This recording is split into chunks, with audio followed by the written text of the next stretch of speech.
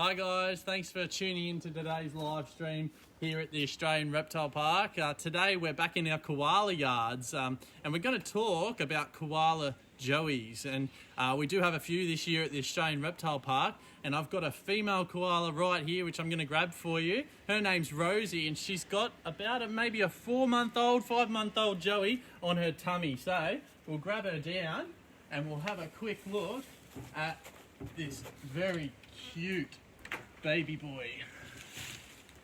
And here we go. So we'll get a bit closer. If you guys want to zoom in there, you can have a look. So this is a little male koala joey, and we don't have a name for him yet. We usually name them after the first letter of their mum's name. So we've got Rosie here, who's the adult koala.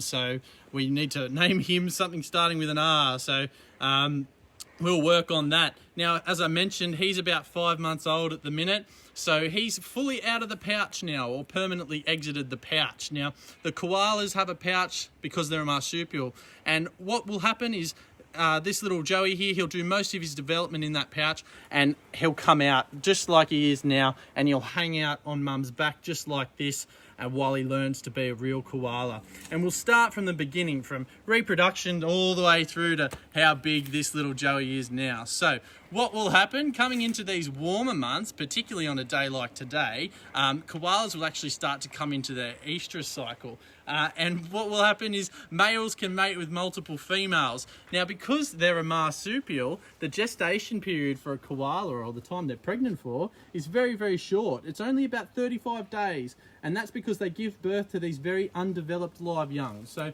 this little boy here, who would have started maybe about the size of a pink jelly bean, and he would have crawled his way into the pouch where he attached to a teat and he started suckling on the milk, and he did most of his development. All right. Now, koalas can have twins, very unlikely. Normally it's one at a time because it is such a tolling process on the female. So you can get them, but very, very rare. Now what will happen once he's attached to that teat, he'll stay there, and he'll stay there for about 4 or 5 months, at which stage you'll start to see little limbs starting to come out of the pouch, and you'll start to see a big bulge there, and on warm days like this, he'll come out of the pouch. Now, right now, he's probably about a kilo, maybe 900 grams. We haven't actually weighed him yet because we don't like to take him off mum. It's a bit of a stressful process. So I don't actually know how much he weighs, but if I had to guess, that would be it. Now, he'll grow, because he's a male koala, up to 10 kilos. So a lot of growing for him to do. And his mother's quite a big koala too for a female. So he could be a particularly big male, but we'll have to wait and see. So at this stage, he's probably about 6 months old now, 5 or 6 months, and he's permanently exited the pouch, as you can see here. And he'll spend most of his time on mum's back, and what will happen at this process is he's learning to be a koala, and he's eating those gum leaves. Now, before he gets to this stage, he has to do something absolutely disgusting to get a helpful bacteria in his gut to allow him to digest the eucalyptus leaf, because there's lots of toxins and waxes and bad stuff in the euc. Now, what he'll do is he'll reach out of the pouch and he'll eat his own mother's feces or poo. And it's a really disgusting process, but that's how he obtains that special bacteria, and that's called pap, the poo. So once he's consumed that then allows him to be able to eat the eucalyptus leaf. Now, at this age, he's gone through that papping stage, so he's not eating mum's poo anymore. He's fully eating eucalyptus, and he might stick his head in the pouch every so often for a little drink of milk, but he's in that process now where he's starting to wean off the milk. Now, by the time they're about 10 months old, or 2 kilos, we actually start to take them away from mum. And that's because in the wild, that's when mum would sort of be leaving them in the perch by themselves and starting to wean them and getting away from them. In these koala yards here, we have to facilitate that process because mum can't get away from the joey, and it is quite a stressful thing for the mother. Once the joey gets too large for her, you can't have a big koala always on your back. It's too much, too stressful. So we start to wean them, and we'll put him in a yard with a couple of other koalas his age. Now, we have 6 koala joeys this year at the reptile park. So this little guy, he'll join a yard with those 6, and they are at varying ages, depending on when the female actually gave birth. So this guy, he's not the oldest one. We've got a big one who's about 1.7 kilos at the minute.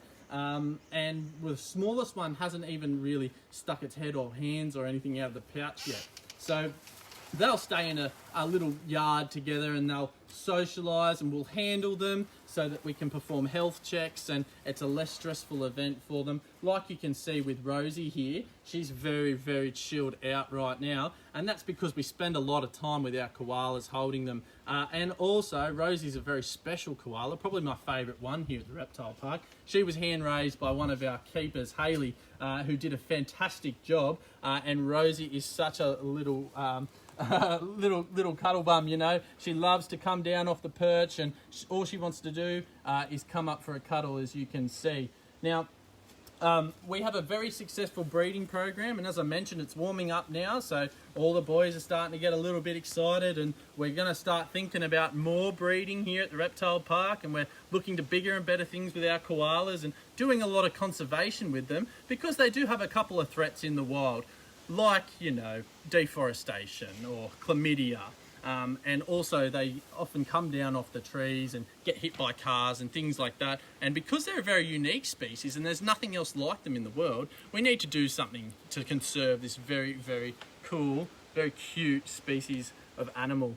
And, you know, we're doing great work here at the park and at other facilities, so we'll keep it up so that we can have a healthy population of koalas here and maybe even release them back into the wild one day.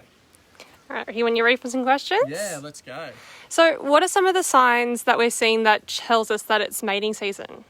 Yeah, that's a good one, and you're not going to get any vocalisations out of me today. You'll have to go to Ranger Dean for that one. So the males will actually start to bellow, particularly on these warmer days, and they'll do that vocalisation. If you scroll back in the live streams, you can go have a look at a pretty good representation of that bellow from one of our keepers. And the boys, they get really antsy, and they'll smell the girls, they'll start to bellow, and they'll start to sort of come to the ground, and they want to mate. So it's a really good indication. And the females also, when they come into estrus, there's a couple of signs that we can look out for to breed them. So sometimes they'll often drop a little bit of weight while coming into estrus, and their behaviour will change. They'll get a little bit restless. We feed them very well here at the park. So at this time of year, if you've seen a female who's pacing or a little bit restless, we know it's time to mate them. So you mentioned how important the process is of papping.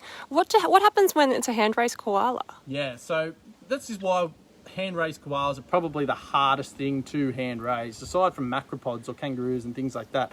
What you actually have to do is you have to go and collect that pap from the mother and feed it to the joey. So it's a very lengthy process. Sometimes it can take 2 hours to sit there and collect that type of poo. It's got to be a special type. It's a really smooth, kind of glossy consistency. We might pop Rosie back in the perch. She looks like she wants some eucalyptus. We'll put her up there. And yeah, you collect that and you feed it to your little koala joey that you are hand raising. I'll get the leaves out of the way for the girls. There she goes, up into the perch. And milk feeds as well while you're hand raising. You're up, you know, every couple of hours when you first start, and you've actually got to get the eucalyptus leaves. You know, koalas don't eat any old gum tree. There's over 1,000 species of eucalypt in Australia, and koalas as a whole will only eat about 80 or 90 of those species. So you've got to collect your euc for that little joey as well. So what age do they start eating leaves when they're a baby? Yeah, about this age now, when they're 5 months old, they'll start to nibble out at the leaves a little bit. And as I mentioned, they're still suckling from time to time on the milk. And by the time they're about 8 to 10 months old, they're fully weaned off the milk and eating eucalyptus only. So how many varieties of eucalyptus do they eat?